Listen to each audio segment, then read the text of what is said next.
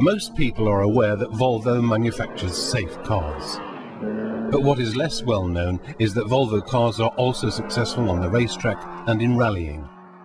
Most recently, it's the Volvo C30 that is successfully winning competitions in the Swedish Touring Car Championship, the STCC. Oh, the concentration in Volvo has been tremendous. We've had cars out on the tracks. First race we were 1 and 2 in pole, then first and second in the race. A fantastic start. We won the city race in Gothenburg, which was really important for us. And best of all, behind the scenes, the publicity we're getting through the PR reports, already in the first 2 races, were better than the whole of last year. So the result of publicising this way has worked for us.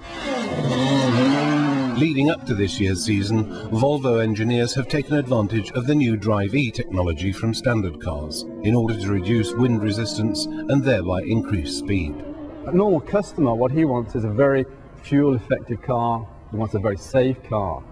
And what we've done with the Drive-E technology is reduced aerodynamic drag. We've made the car more efficient as it goes forward. And those technologies are important for fuel economy, but they're also important to make a racing car go fast. And therefore the technologies work on this car at the same time, customer race car. But a great deal has happened on the racing side since Volvo made their debut with their first competition car. The year was 1928, just 1 year after the foundation of the company. And we can definitely say that motorsport has been important for the development of the motor industry. Volvo meant a lot for STCC. We've been with the series all the way through. We were the first with the E85 as a fuel and therefore lifted the whole series image around the world. We're developing the C30, a new Swedish developed car for the series, and therefore we're a strong supporter.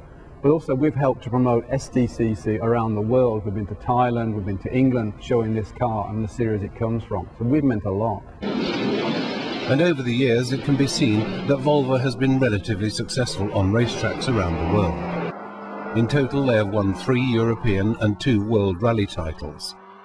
There's also been a European title on the racetrack as well as a European title in rallycross.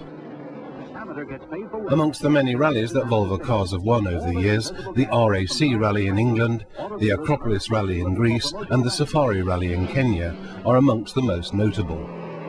This last event having been won by the Singh brothers in 1965.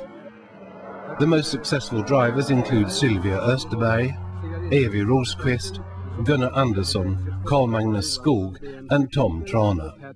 Motorsport's going to go to smaller engines, same amount of power but much better fuel economy. And if we can present those small engines in a good way to the public, they're going to be equally excited about those engines as they are about V8s today. The Volvo 343 wrote the next chapter in Volvo's motorsport history. In 1977, Per Inge Valfridsson surprisingly drove home the Swedish Championship in rallycross, driving the 343. In 1979 too, Valfridsson was again crowned Swedish champion. The Volvo 240 Turbo also had major successes, something that in 1985 resulted in a European Championship title for the Brancatelli-Thomas Lindström partnership. The same year, Per Sturesson also won the first Open DTM title. The British Touring Car Championship, the BTCC, saw Volvo on the starting grid in 1994. It started, in fact, with the Volvo 850 Estate, which was the first car with a catalytic converter for cleaning exhaust emissions in a racing context, something that caused a great deal of attention at the time. Later on, the saloon version was introduced, followed by the S40. Richard Rydell was the driver who made most starts for Volvo in the BTCC, and in 1998, Richard was eventually crowned champion. When we talk about motorsport in 2009, it's principally a question of the Swedish STCC and the Volvo C30 that is now run on environmental fuel, E85 ethanol, and that in the racing version develops more than 290 brake horsepower. Last year the C30 won 2 races and was the 3rd best make of car overall. This year, naturally, the goal is to achieve even better results. We've got 2 basic goals this season. One is to win, as you know. But secondly, to make sure the publicity comes out from the car to the general public in Sweden, but also around the world. This is an exciting car, it's fuel efficient, and Drive-E is a technology that works.